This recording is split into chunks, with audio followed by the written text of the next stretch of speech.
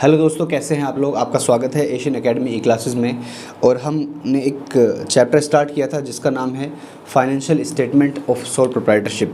यानी कि जब एक अकेला आदमी बिजनेस करता है तो वो अपने फाइनल अकाउंट्स कैसे बनाता है, अपने प्रॉफिट और लॉस को कैसे पता करता है, कितनी इनकम हुई है कैसे पता करता है, और उसके बिज़नेस की फाइनेंशियल पोजीशन क्या है वो कैसे पता करता है। ये हमने लास्ट वीडियो में पढ़ा था।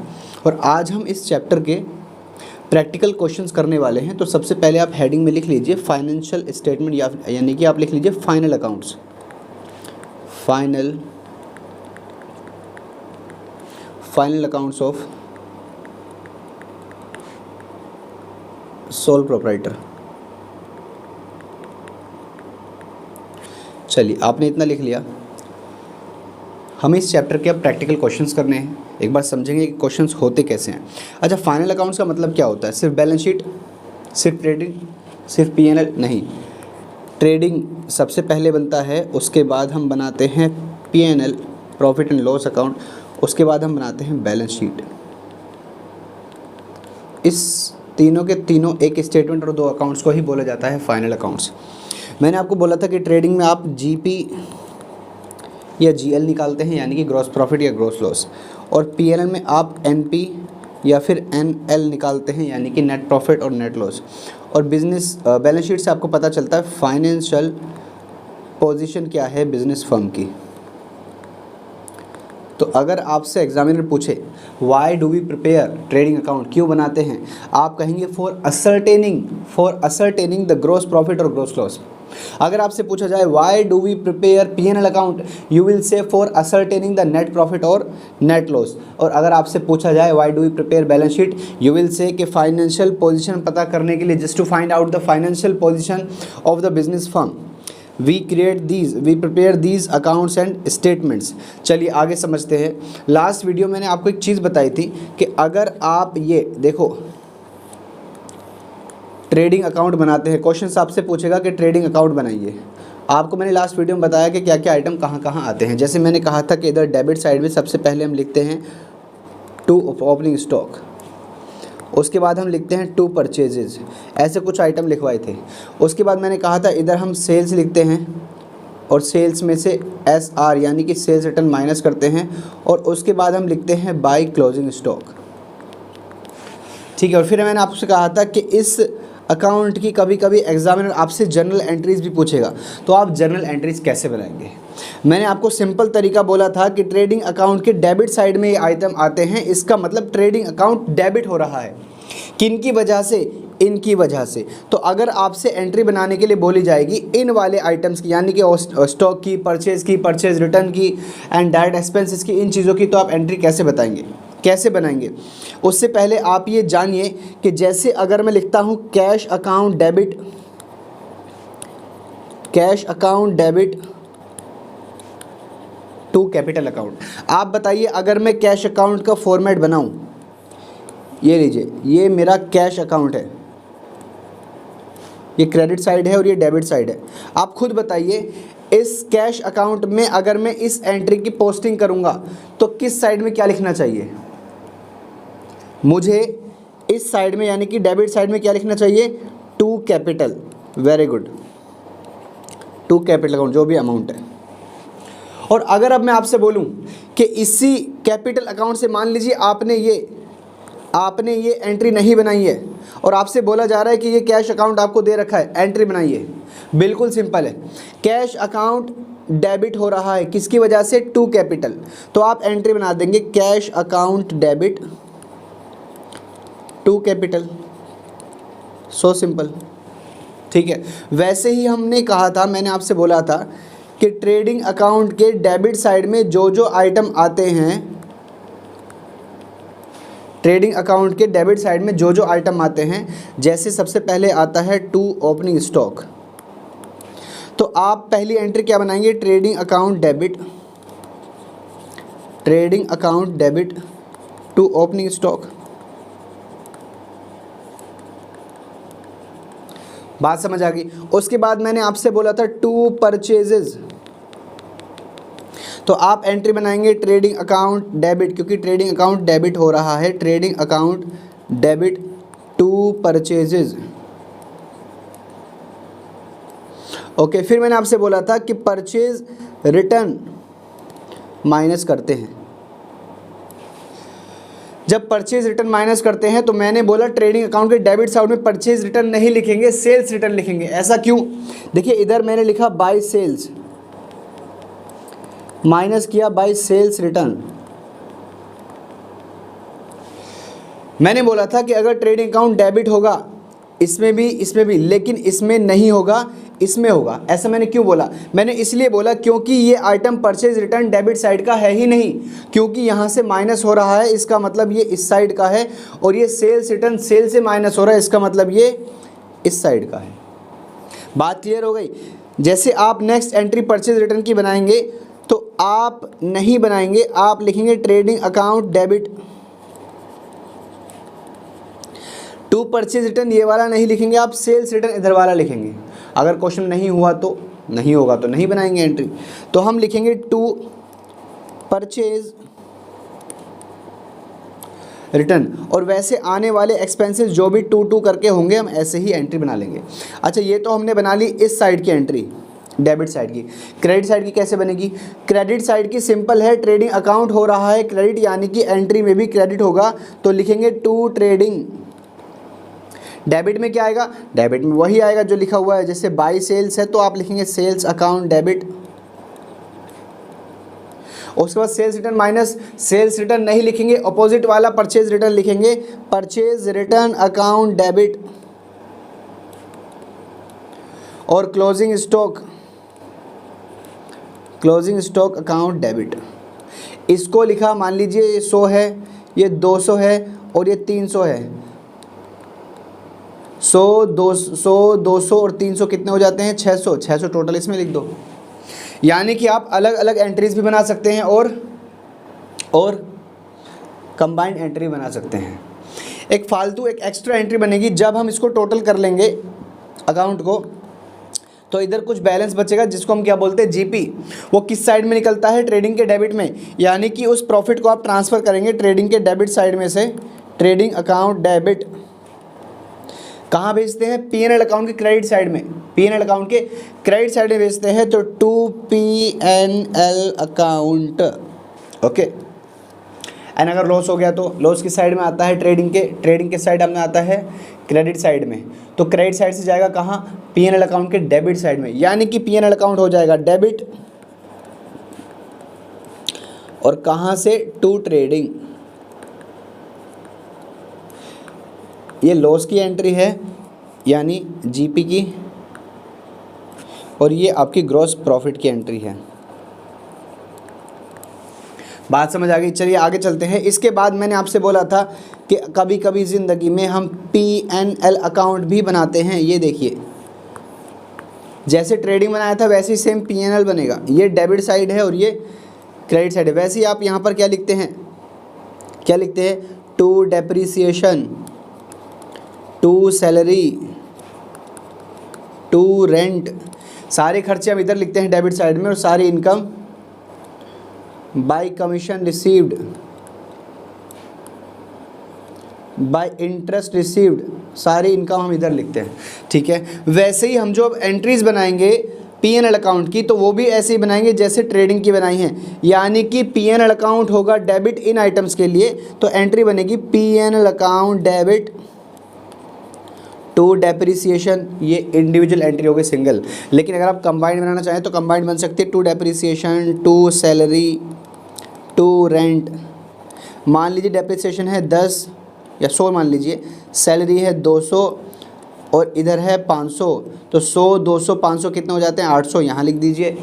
वैसे ही आप बनाएंगे क्रेडिट साइड की एंट्रीज इधर की, तो इस बार पीएनएल अकाउंट क्रेडिट होगा एंट्री में, तो टू पीएनएल पहले ही लिख दीजिए, और जो आइटम इधर आते हैं जैसे ये या और भी कुछ आएगा तो उनको कर दीजिए debit. Commission received account debit, interest received account debit to PNL, जो भी आइटम चीज़ें आ जाएंगी। अच्छा, क्या पीएनएल अकाउंट में भी प्रॉफिट आता है? बिल्कुल आता है, नेट प्रॉफिट के नाम से। तो उसकी एंट्री आप बनाएंगे पीएनएल अकाउंट डेबिट, क्योंकि पीएनएल अकाउंट के डेबिट साइड से ट्रांसफ़र होता है कहाँ? कैपिटल अकाउंट में। ये है आपकी एनपी की एंट्री, यानी कि नेट प्रॉफिट की एंट्री। वैसे वैसे ही आप नेट लॉस की एंट्री बनाएंगे, capital account debit to P&L account, और ये है आपकी NL की एंट्री यानी कि नेट लॉस की एंट्री। तो आपने इतना समझ लिया। आप चाहें तो इनके स्क्रीनशॉट्स भी ले सकते हैं, ये लीजिए। ओके, इसके बाद आप चाहें तो इसका भी स्क्रीनशॉट ले सकते हैं बाद में समझने के लिए, और चाहे तो साथ के साथ भी लिख सकते हैं। ओके, आपने इतना समझ लिया, चलिए आगे चलते हैं। अब मैं कुछ क्वेश्चंस ले लेता हूँ इस चैप्टर के।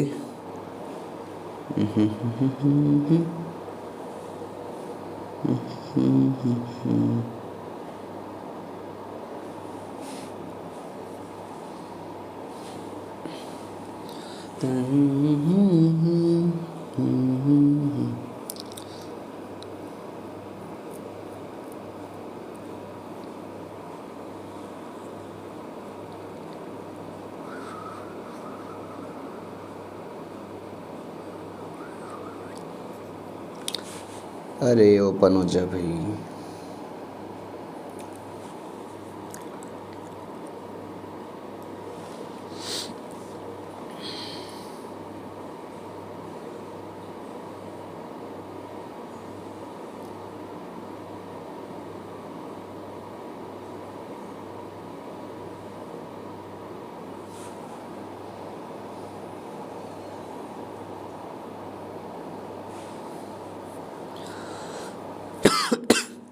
I'm sorry.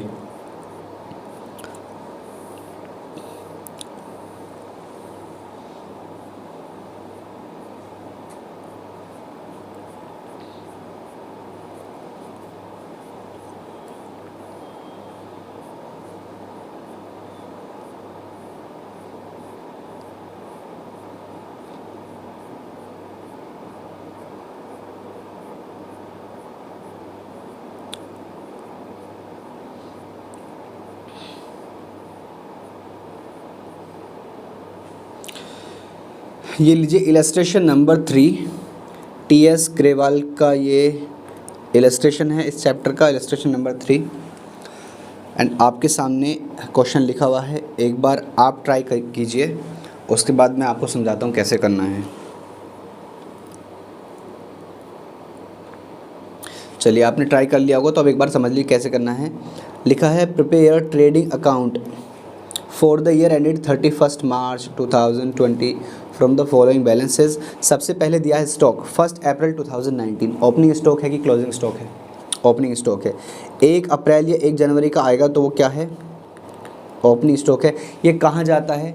ट्रेडिंग अकाउंट के डेबिट साइड में, तो यहाँ पर लिख लीजिए डेबिट।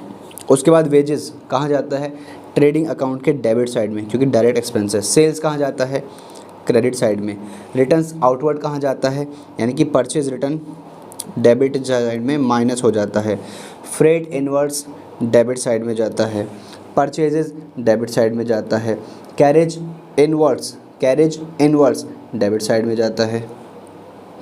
एंड रिटर्न इनवर्ड यानी कि सेल्स रिटर्न, ये आपका क्रेडिट साइड में जाता है और माइनस हो जाता है। ठीक है, फिर लास्ट में लिखा है closing stock as on 31 March 2020 was valued at 2 lakh rupees. Closing stock आपको दे रखा है, कहाँ जाता है? क्रेडिट साइड में जाता है। साथ में लिखा है also pass the closing entries. चलिए शुरू करते हैं। तो सबसे पहले मैं आपके सामने बनाता हूँ। सबसे पहले बनाएंगे हम, लिखेंगे trading account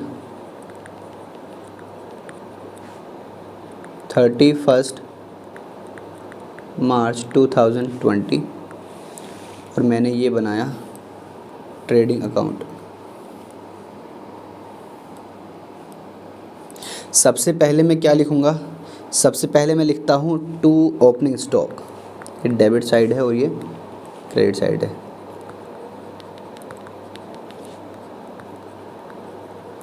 to opening stock कितना है? 1 लाख रुपीज़। मैंने यहाँ लिखा 1 लाख। चलिए, उसके बाद मैं लिखता हूँ टू परचेजेज। परचेज कितने हैं? परचेजेज हैं आपके ये रहा 10 लाख रुपीज़। तो परचेज में लिखता हूँ 10 लाख, लेकिन इनर कॉलम में। ऐसा क्यों? ज़्यादा लिख दिया भाई। 10 lakh rupees, 10 lakh rupees purchase inner column में इसलिए लिखा क्योंकि मुझे इसमें से परचेज रिटर्न माइनस करना है। तो परचेज रिटर्न कहाँ है, ये रहा परचेज रिटर्न 80,000। तो मैं इसको कर दूंगा माइनस रिटर्न आउटवर्ड के नाम से भी ये जाना जाता है 80,000। जब माइनस करूँगा तो मेरा बाहर अमाउंट आ जाएगा 9,20,000। चलिए उसके बाद wages and freight inward. Wages कितना है, वेजेस है 50,000। तो मैं यहाँ लिखता हूँ 2 वेजेस 50,000। एंड इस वेजेस के बाद आता है ये फ्रेट इनवर्ड्स कितना है 5,000। तो ये भी क्योंकि डायरेक्ट एक्सपेंस है तो मुझे लिखना पड़ेगा 2 फ्रेट इनवर्ड 5,000। ठीक है, इसके बाद परचेज लिख लिया है। कैरेज इनवर्ड भी आपका 10,000 डायरेक्ट एक्सपेंस है तो मैं यहाँ पर लिखूँगा 2 कैरेज इनवर्ड और वो कितना है 10,000। मैं यहाँ पर लिखता हूँ 10,000। चलिए इसके बाद अब इधर के आइटम हो गए हैं। अब मुझे लिखना है क्रेडिट साइड में। सबसे पहले मैं लिखता हूँ बाय सेल्स। सेल्स कितनी है एक बार देख लेते हैं। सेल्स है ये रही 15,50,000। तो मैं यहाँ लिखता हूँ 15 लाख माइनस करूँगा सेल्स रिटर्न यानी कि रिटर्न इनवर्ड। ये रहा रिटर्न इनवर्ड 50,000 माइनस करना पड़ेगा। इसमें लिखता हूँ 50,000 माइनस, अरे कितना लिख लिया भाई, 50,000 माइनस करेंगे तो बाहर अमाउंट आ जाएगा 15 लाख। ठीक है, इसके बाद लास्ट चीज़ क्या बची है, क्लोजिंग स्टॉक। नीचे दे रखा है कितना 2 लाख रुपए। तो आप यहाँ पर लिख देंगे बाय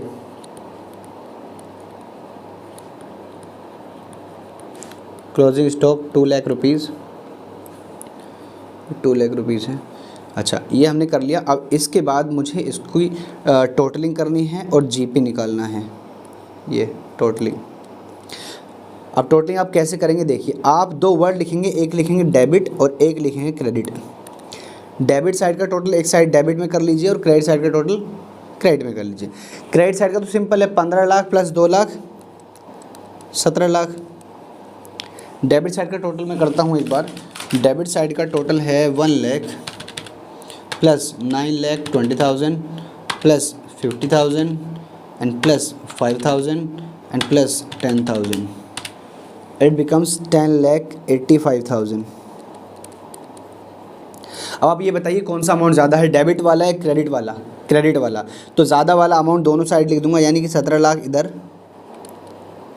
और 17 लाख इधर। ओके, तो बैलेंस किस साइड आना चाहिए, डेबिट साइड, यानी कि इस साइड बैलेंस आना चाहिए क्योंकि इस साइड अमाउंट कम है। कितना बैलेंस आना चाहिए, ज़्यादा वाले में से आप कम वाला माइनस कर लो। तो ये आपका आता है 6,15,000। यहाँ पर हम लिखेंगे 2 GP transfer to PNL account. ठीक है, चलिए अब इसकी एक बार हम एंट्रीज़ भी करके लेते हैं। ये इधर मैं एंट्रीज़ लिख रहा हूँ और आप भी मेरे साथ लिखिए जर्नल एंट्रीज़। जर्नल एंट्रीज सबसे पहले आप लिखेंगे ट्रेडिंग अकाउंट डेबिट, क्योंकि डेबिट वालों की आइटम की एंट्री करनी है। सबसे पहले trading account debit to opening stock कितना है 1 लाख। उसके बाद आप लिखेंगे 2 परचेजेस, परचेज कितना है 1 लाख नहीं 10 लाख। उसके बाद मैंने बोला कि आप ये परचेज रिटर्न जो माइनस में है इसको यहाँ नहीं लिखते, इसका ऑपोजिट यानी कि सेल्स रिटर्न लिखते हैं। तो आप लिखेंगे 2 सेल्स रिटर्न। सेल्स रिटर्न कितना है 50,000, सेल्स रिटर्न 50,000। एंड इसके बाद आता है आपका 2 वेजेस, वेजेस है 50,000। उसके बाद आता है 2 फ्रेट इनवर्ड, फ्रेट इनवर्ड है आपका 5000, उसके बाद है to carriage inward, and carriage inward है 10,000। चलिए और कुछ नहीं है तो आप इसकी टोटलिंग करके लेंगे और ट्रेडिंग में लिख देंगे। तो ये होता है 1 lakh plus 10 lakh plus 50,000 plus 50,000 plus 5,000 plus 10,000, ये आता है 12,15,000। यहाँ लिख दीजिए 12,15,000 डेबिट में ट्रेडिंग के। उधर की एंट्रीज कर ली, अब बचती हैं क्रेडिट साइड वालों की एंट्री। तो इसको में इस वाले में आप करोगे सेल्स अकाउंट डेबिट और परचेज, सेल्स रिटर्न नहीं, purchase return, purchase return account debit, sorry closing stock बचा अभी, closing stock debit to trading account. Sales में कितना है, सेल्स में है 15,50,000 और परचेज रिटर्न में कितना है, परचेज रिटर्न में है 80,000, यहाँ लिखेंगे आप 80,000। क्लोजिंग स्टॉक में है 2 लाख और टोटल करके लिख देंगे ट्रेडिंग में 80,000 प्लस 2 लाख, ये आता है आपका 18,30,000। चलिए हमने ये एंट्रीज कर ली। अब लास्ट में एक एंट्री बची है जीपी की। जीपी ट्रांसफ़र करना है डेबिट साइड से पीएनएल अकाउंट के क्रेडिट साइड में। तो एंट्री आप बनाएंगे trading account debit, trading account debit 615,000 6,15,000। कहाँ भेजेंगे, टू पीएनएल में, पीएनएल अकाउंट 6,15,000। तो ओके दोस्तों, हमने पूरा कंप्लीट क्वेश्चन कर लिया। एक बार चेक करवाता हूँ आपको कैसे किया। देखिए 6,15,000 जीपी आ गया, ये लिखा, ये लिखा, ये लिखा, ये लिखा, ये लिखा, सेम आप चाहे चेक कर सकते हैं। फिर मैंने आपको एंट्री बताई 12,15,000 से ये वाली एंट्री आई। टोटल आपने डेबिट साइड की चीज़ें लिखी। फिर आपने सेल्स और ये और क्लोजिंग स्टॉक ट्रेडिंग के क्रेडिट में किया। इन्होंने अलग अलग एंट्री बनाई है लेकिन हमने एक ही बना दिया, कोई दिक्कत नहीं है। उसके बाद trading account debit to PNL account 6,15,000 और हमारा क्वेश्चन कंप्लीट हो गया। अगर आप इसी तरीके से करके आते हैं तो आपको फुल मार्क्स मिलने के चांसेस हैं। चलिए इलस्ट्रेशन नंबर 4 मैं आपके सामने लिखता हूँ। आपके सामने ये रही इलस्ट्रेशन नंबर 4, ये आपके सामने है। एक बार आप खुद से ट्राई कीजिए और आप कर पाते हैं तो वेरी गुड, कांग्रेचुलेशंस। और अगर आप नहीं कर पाते हैं तो मैं तो आपको कराऊंगा ही। चलिए आपने ट्राई कर लिया होगा, आप मेरे साथ लिखिए following trading account as on 31 March 2020 स्वाहा। 1 अप्रैल का स्टॉक दे रखा है यानी कि ओपनिंग स्टॉक है। ओपनिंग स्टॉक है तो कहाँ जाता है ट्रेडिंग के डेबिट साइड में सेल्स रिटर्न, कहाँ जाता है क्रेडिट साइड में सेल्स, क्रेडिट साइड में वेजेस, डेबिट साइड में परचेज, डेबिट साइड में परचेज रिटर्न, डेबिट साइड में माइनस होता है, सेल्स रिटर्न भी माइनस होता है। कैरेज इनवर्ड डेबिट साइड में, कैरेज आउटवर्ड नहीं आता, क्यों, क्योंकि ये तो पीएनएल में जाता है, इनडायरेक्ट एक्सपेंस। ध्यान रखिएगा आपको एक्स्ट्रा चीज़ें भी दे सकते हैं। फ्रेट इनवर्ड डेबिट में आता है और आपका क्लोजिंग स्टॉक आपका 20,000 रुपये है। ठीक है, जो आइटम जहाँ जहाँ आते हैं वैसे वैसे मैंने आपके सामने लिख दिए हैं। अब आप इसको एक बार लिखिए और लिखने के बाद, इसको लिखने के बाद आप मुझे बताइए। एक बार ट्राई कर लीजिए, ये स्क्रीनशॉट लीजिए और खुद से ट्राई कीजिए, फिर मैं आपको इसका सॉल्यूशन दिखाता हूँ। तो आपने कर लिया। अब एक बार देखिए आपने क्या क्या किया होगा।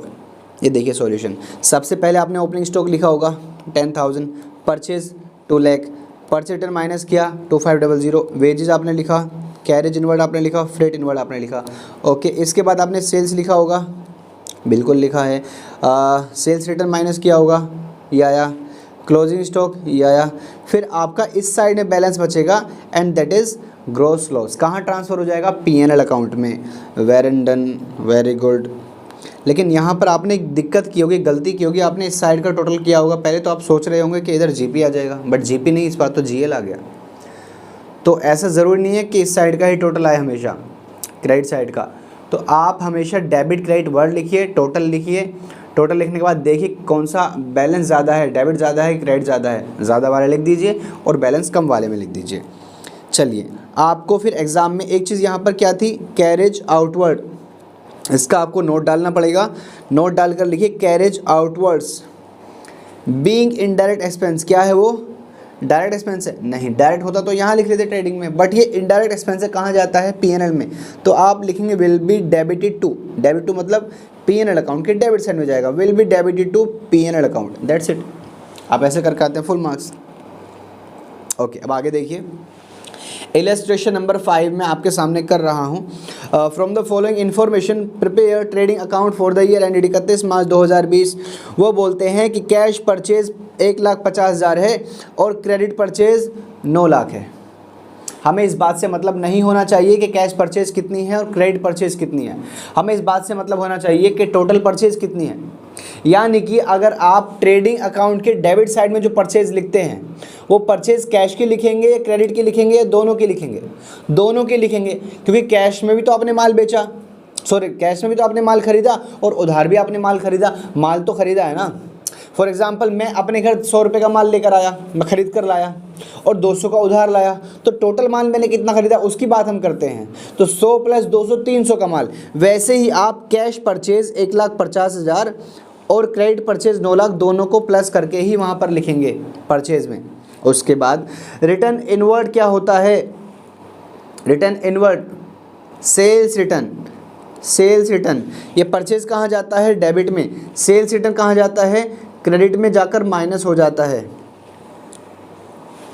कैश सेल, वैसे भी आपको सेल भी दे रखे हैं, कैश सेल है क्रेडिट सेल है, दोनों को प्लस कर लेंगे, दोनों को प्लस, लेकिन ये जाती कहाँ है? क्रेडिट में। और उसके बाद रिटर्न आउटवर्ड परचेज रिटर्न, ये कहाँ जाता है? डेबिट साइड में माइनस होता है। चलिए आगे, फ्रेट इनवर्ड 3,000 डेबिट में जाएगा, कैरेज इनवर्ड डेबिट में जाएगा, वेजेस एंड सैलरीज डेबिट में जाएंगी। ये देखो एक ही नाम है, वेजेस एंड सैलरीज, अलग अलग नहीं है। कभी आप सोचो कि सैलरी तो पीएनएल में जाती है, अगर सिर्फ सैलरी लिखा होता या सैलरीज एंड वेजेस लिखा होता तो पीएनएल में जाता। ओपनिंग स्टॉक आपको दे रखा है 1,50,000, क्लोजिंग स्टॉक आपको दे रखा है 88,000 at cost, but it's net realisable value market value was 84,000।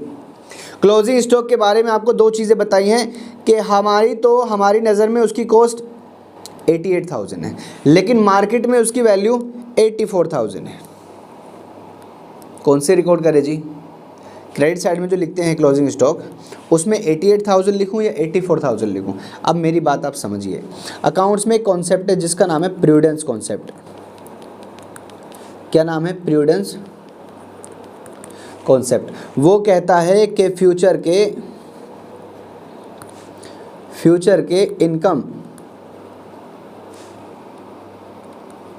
के income will not be recorded.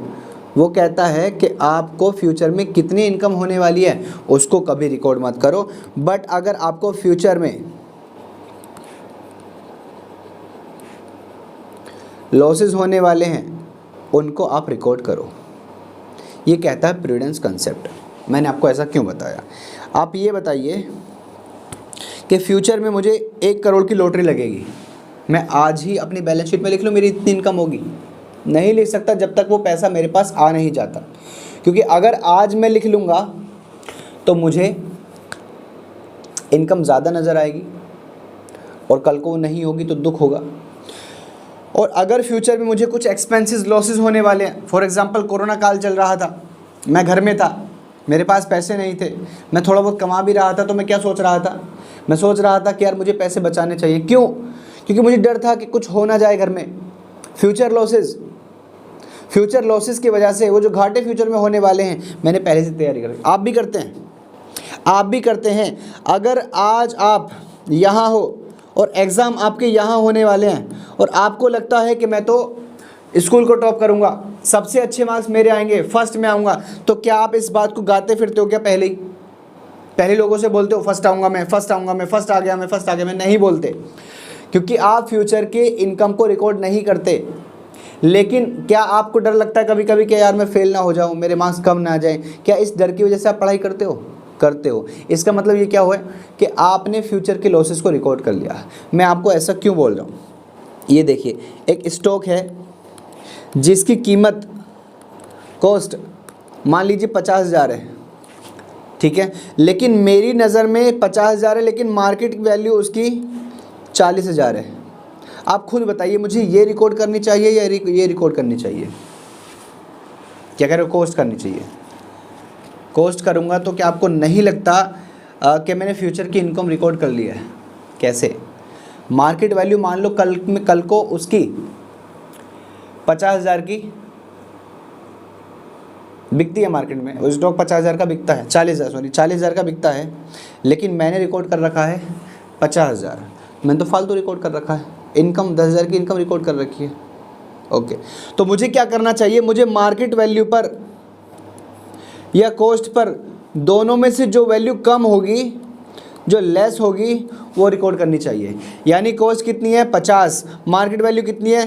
40, तो मुझे क्या रिकॉर्ड करना चाहिए? 40। दूसरा एग्जांपल लीजिए, एक स्टॉक है जिसकी कॉस्ट है 40,000 और मार्केट वैल्यू है उसकी 45,000। हमारी नज़र में 40,000 है, लेकिन हमें लगता है कि मार्केट में अगर जाएंगे तो 45,000 की बिक जाएगी।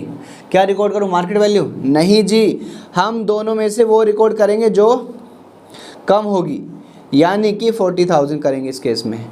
तो आप सीधा एक बात यहाँ पर लिख लीजिए, एक नोट लिखिए और नोट में आप लिखिए as per prudence concept closing stock is recorded at cost or net realizable value, that is NRV,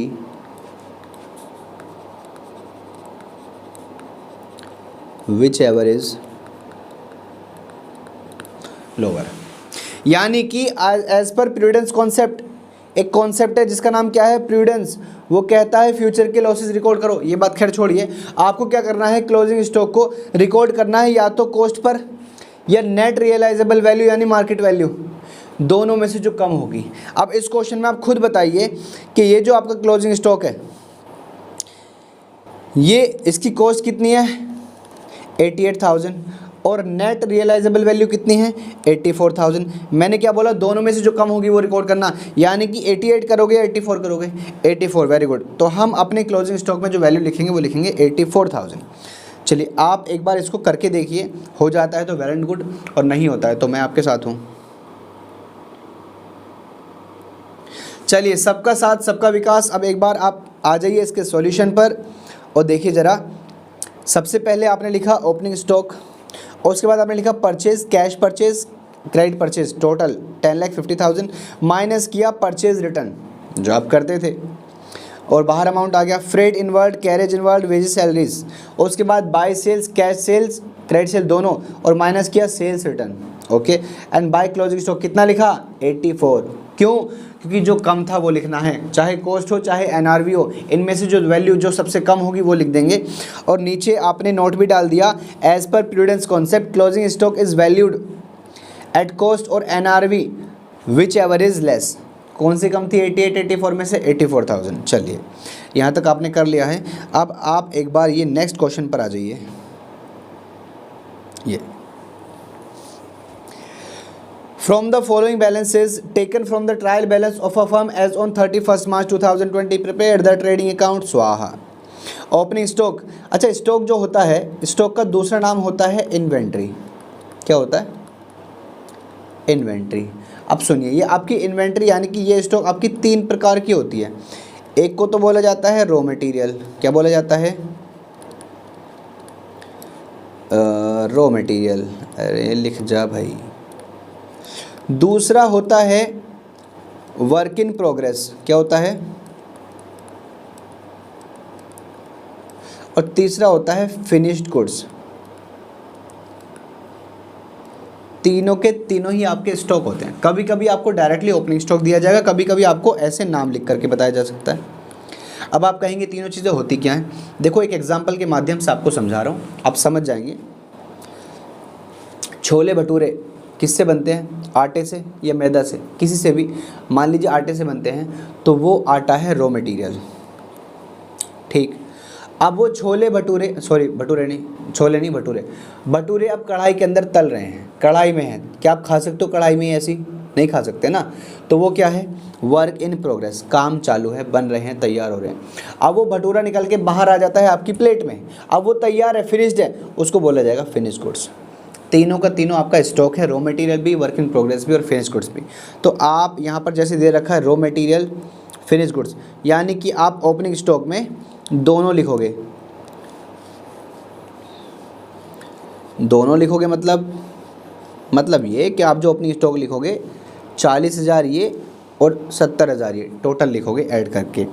वैसे परचेज दे रखा है सेल्स, अब क्या कहाँ जाता है वो लिख लीजिए। ओपनिंग स्टॉक कहाँ जाता है, डेबिट में, परचेज डेबिट में, सेल्स क्रेडिट में, रिटर्न्स यानी परचेज रिटर्न कहाँ जाता है, डेबिट में माइनस होता है, सेल्स रिटर्न क्रेडिट में माइनस होता है, वेजेस कहाँ जाता है, डेबिट में, फैक्ट्री एक्सपेंस डेबिट में, फ्रेट इनवर्ड डेबिट में, फ्रेट आउटवर्ड नहीं आता, कहाँ जाता है, P&L अकाउंट में, क्योंकि इनडायरेक्ट एक्सपेंस है। तो आप अपने नोट में लिख देंगे कि फ्रेट आउटवर्ड इनडायरेक्ट एक्सपेंस है, इसलिए हमने रिकॉर्ड नहीं किया। फिर आपसे बोला आगे, at the end of the concern period the stocks eight hand were raw material, work in progress, finish goods, तीनों का ही स्टॉक आप ऐड करके टोटल वहाँ पर लिखेंगे क्लोजिंग स्टॉक में। तो एक बार आप खुद से ये ट्राई कीजिए, फिर मैं आपको समझाता हूँ कैसे किया मैंने। चलिए एक बार सॉल्यूशन देख लेते हैं, सॉल्यूशन में क्या लिखा है। सॉल्यूशन में सबसे पहले आपने लिखा ओपनिंग स्टॉक, दोनों का ऐड करके लिखा 40 + 70, और उसके बाद परचेज लिखा 81, माइनस किया परचेज रिटर्न 5,000। फिर आपने वेजेस लिखा, factory expense, carriage, freight inward, freight outward लिखा क्या, नहीं लिखा, क्यों, क्योंकि वो इनडायरेक्ट एक्सपेंस है। और उसके बाद सेल्स लिखा minus sales return, closing stock आपने तीनों लिखे हैं क्योंकि तीनों ही क्या होते हैं, स्टॉक माना जाता है, तीनों आपने लिख दिए ये।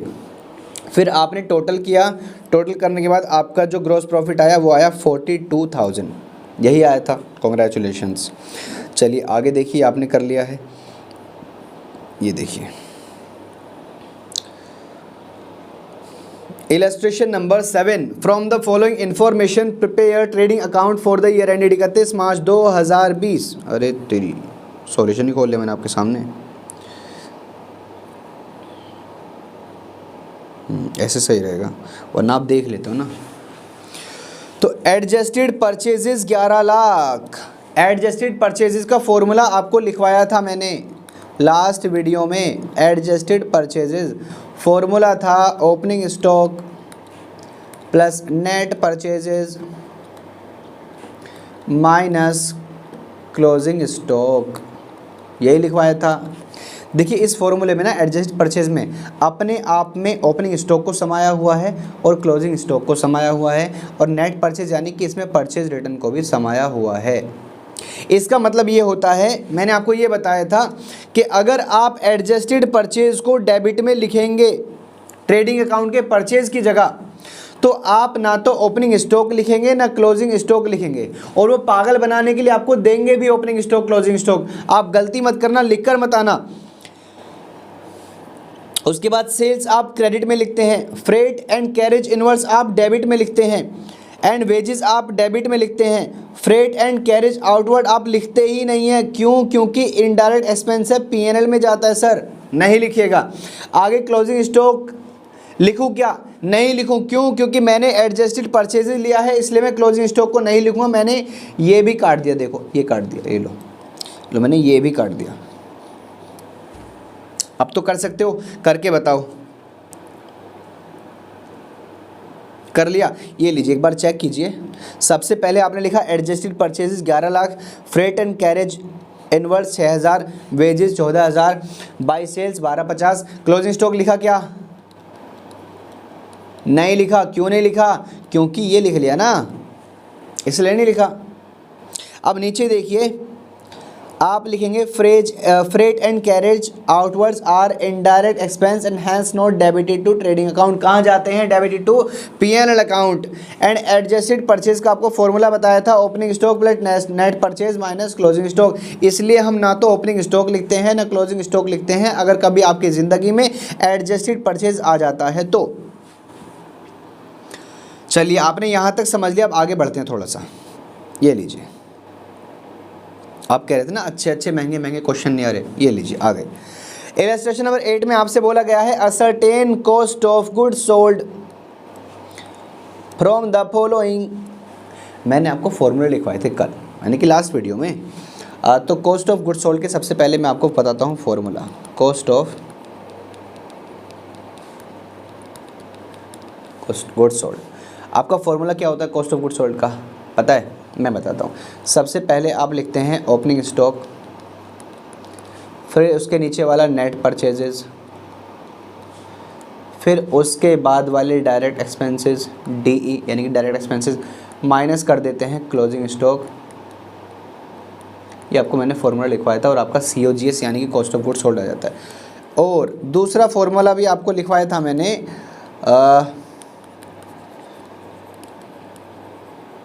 नेट सेल्स माइनस GP यानी ग्रॉस प्रॉफिट। चलिए अब एक बार इस पर वापस चलते हैं। कॉस्ट ऑफ गुड्स सोल्ड हम अपना फॉर्मूला लगाते हैं। चलिए इधर हमारा फॉर्मूला क्या है, ओपनिंग स्टॉक, ये रहा ओपनिंग स्टॉक 16,000। इसके बाद क्या ऐड करेंगे 16,000 में नेट परचेजेज, ये रहा नेट परचेजेज। तो आपने इधर लिख रहा हूँ मैं 16,000 प्लस ये नेट परचेजेज 72,000। इसके बाद क्या ऐड करते हैं, डायरेक्ट एक्सपेंसेस, ये रहे 18,600।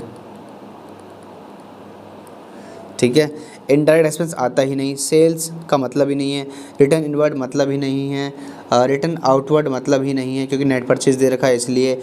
माइनस करते हैं क्लोजिंग स्टॉक, कितना है 28,000। ये लीजिए मैंने माइनस किया 28,000।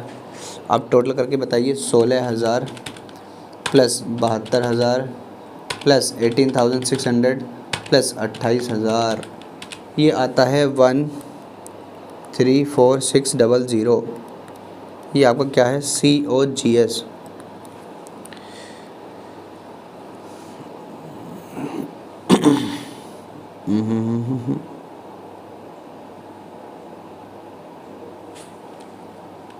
सोलह हज़ार प्लस 72,000 प्लस 18,600 माइनस 28,000।